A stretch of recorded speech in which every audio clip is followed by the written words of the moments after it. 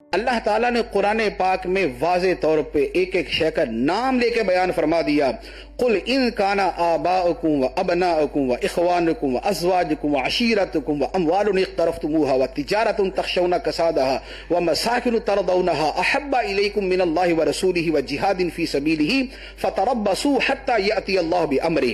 فرمایا تمہارے باپ، تمہارے بیٹے، تمہاری بیویاں، تمہارے بھائی، تمہارے کاروبار، تمہارے گھر، تمہارا مال و دولت، یہ ساری چیزیں جو تمہیں طبعاً محبوب ہیں، جبلتاً محبوب ہیں، اگر ان کی محبت اللہ رسول کی محبت سے بڑھ کے ہے تو خدا کے عذاب کا انتظار کرو. اللہ رسول کی محبت سب سے بڑھ کے ایمان کی مٹھاس تب نصیب ہوتی ہے جب نبی پاک علیہ الصلوۃ والسلام سے محبت کائنات میں سب سے زیادہ ہو جائے.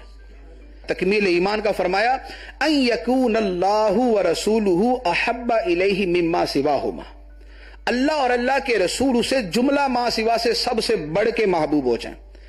لن یستکمل الایمان، ایمان مکمل نہیں ہوگا تب تک. ایمان کی مٹھاس تب ملتی ہے کہ جب انسان کے دل میں، مومن کے دل میں نبی پاک علیہ الصلوۃ والسلام کی محبت کی مٹھاس ہوتی.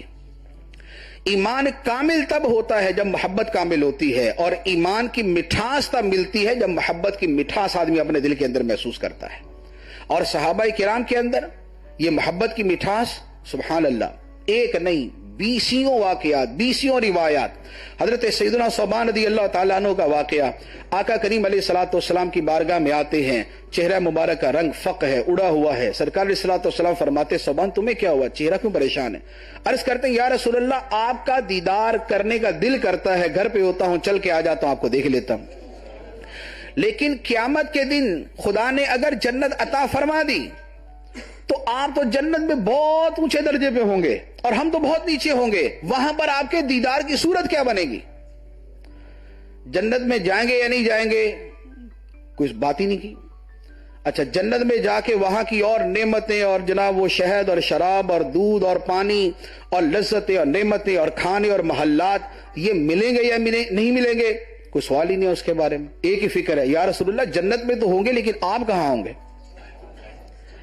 آپ کا دیدار کہاں کریں گے؟ تو نبی پاک علیہ الصلوۃ والسلام نے سکوت فرمایا، پھر وحی نازل ہوئی اور فرما دیا کہ جو اطاعت کرے گا وہ وہاں پر بھی ان کے ساتھ ہی ہوگا، جو اطاعت کرے گا وہ جنت کے اندر بھی نبی پاک علیہ الصلوۃ والسلام کی رفاقت حاصل کرے گا. لیکن ان کی کیفیت کیا ہے؟ ان کی کیفیت یہ ہے کہ وہ دنیا میں تو تسکین کا سامان پا رہے ہیں، جنت کے بارے میں پریشان ہے کہ وہاں سرکار کا دیدار کیسے ہوگا. اسی طرح اور کتنے صحابہ کرام، حضرت عائشہ رضی اللہ تعالیٰ عنہ بیان فرماتی ہیں، اور یہ اسی شفا شریف کے اندر یہ روایت ہے، فرماتی ہیں کہ ایک صحابی نبی پاک علیہ الصلوۃ والسلام کی بارگاہ میں آتے اور آپ کو آ کر یوں دیکھتے جسے کہتے ٹکٹکی باندھ کے دیکھنا، یعنی مسلسل دیکھنا اور پلک تک نہ جھپکنا. نبی پاک علیہ الصلوۃ والسلام نے فرمایا یہ کیسے دیکھتے ہو، یعنی پلک بھی نہیں جھپکتے، یہ کیسے دیکھتے ہو؟ تو عرض کی انی اتمتع بالنظر الیک، کہ یا رسول اللہ آپ کی طرف نظر کرنے سے، آپ کو دیکھنے سے میں لطف اٹھاتا ہوں، آپ کے چہرے مبارک کے دیدار کرنے سے مجھے مزہ آتا ہے، تو میں اس مزے کو کھونا نہیں چاہتا، اس لیے پلکے جھپکے بغیر میں مسلسل آپ کو دیکھتا ہوں. یہ صحابہ کرام کی محبت کا عالم تھا.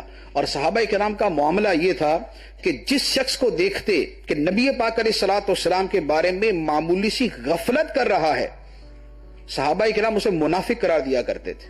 بخاری شریف کی حدیث کے اندر ہے کہ ایک مرتبہ سرکار علیہ الصلوۃ والسلام کہیں تشریف لے گئے تو ایک صحابی تھے، وہ صحابی ہی تھے، وہ منافق نہیں تھے، صحابی تھے، وہ کسی وجہ سے نہ آ سکے. سرکار علیہ الصلوۃ والسلام نے پوچھا فلاں نہیں آیا، یا صحابہ کرام نے آپس میں گفتگو کی وہ فلاں صحابی نہیں آیا، فلاں شخص نہیں آیا. تو کسی نے کہا وہ منافق ہے، کیونکہ نبی پاک علیہ الصلوۃ والسلام ہمارے علاقے میں تشریف لائے ہیں اور وہ سرکار کی زیارت کے لیے نہیں آیا، وہ حضور کی بارگاہ میں چل کے نہیں آیا، وہ منافق ہے. تو نبی پاک علیہ الصلوۃ والسلام نے فرمایا نہیں وہ منافق نہیں، وہ مومن ہے، کسی عذر کی وجہ سے نہیں آیا ہوگا. تو صحابہ کرام نے معیار یہ بنایا ہوا تھا کہ محبت رسول کا مظاہرہ جس سے دیکھتے تھے وہ مومن ہے، اور جس سے دیکھتے تھے محبت رسول کی کوئی صورت ترک کر رہا ہے اسے منافق سمجھا کرتے تھے. تو سرکار صلی اللہ تعالی علیہ وآلہ وسلم کی جو محبت ہے، جو آپ کی تعظیم ہے، وہ جان ایمان اور روح ایمان ہے.